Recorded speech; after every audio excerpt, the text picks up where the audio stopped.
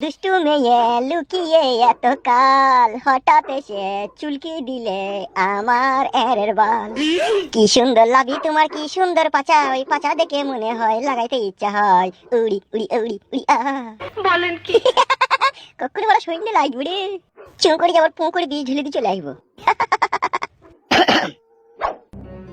কাকে চাই? তুই কে?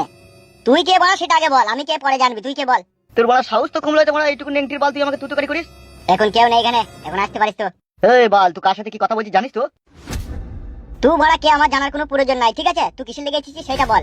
আমি এমএলএ বিকাশ দত্তের সাথে দেখা করতে এসেছি। ও নেই কখন? কোথায় গিয়েছে? ও ছেলে হয়েছে, আবার বইয়ের বাড়ি গিয়েছে।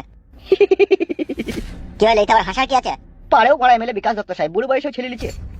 দেখলে হবে বন্ধু, খরচা আছে 1280 টাকা দিয়ে জাপানি তেল মারে ও ডান্ডাই। তাই নাকি? এখন এখান থেকে যাও, পরে আসবা। পরে আসার জন্য তো আমি এখানে আসিনি, আমি এমএলএ বিকাশ দত্ত সাহেবের সাথে কাজ করার জন্য এসেছি। তোমার নাম কি? আমার নাম হচ্ছে ছত্রপতি শিবাজি। ফেদ্দা মুকু মানে তেনা কপালি ছোড়া, তোর নাম যদি হয় ছত্রপতি শিবাজি, তাহলে আমাদের নাম কি হওয়া উচিত ছিল বে? তুই জানিস না তুই কার সাথে কথা বলছিস? তাই নাকি? সোনার চান পিতলা গুগু। তাহলে আমি 72টা খুনের আসামি বে।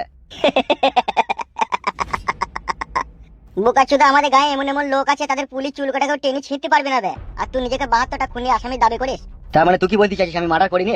কি করে জানবো? আমি তো তোর মার্ডার করা দেখিনি, আর তুই মিথ্যা বলছিস কি সত্যি বলছিস সেটা তুই জানিস। আমি বড় তোর সাথে এখানে ঝগড়া করতে আসিনি, আমি এমএলএ বিকাশ দত্ত সাহেবের সাথে দেখা করতে এসেছি। হে লাউড়া মুকু,